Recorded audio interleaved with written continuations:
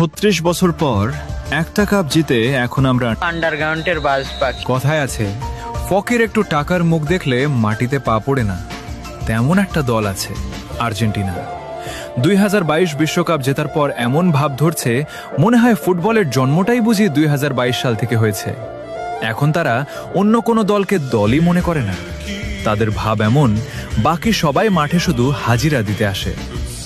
ব্রাজিলের 5টা বিশ্বকাপের কথা বললে বলে ওগুলো তো অনেক আগের। আরে ভাই, পুরনো বলে ইতিহাস কি ডিলিট হয়ে যায় নাকি? তারপর আবার বলে সব বাপদাদার অর্জন। আচ্ছা ভাই, ইতিহাসের কথা তুললে পুরনো কথাই তো আসবে। আর তোমাদের ইতিহাসে তো ডিয়েগো মারাদোনার সেই হাতের গোলের গল্প আছে। তবুও এত ভাব। আর আমাদের বাপদাদাদের ছিল জমিদারি, 5টা কাপ রেখে গেছে উত্তরাধিকার হিসেবে। If you don't mind, Argentina সাপোর্টাররা কি আবার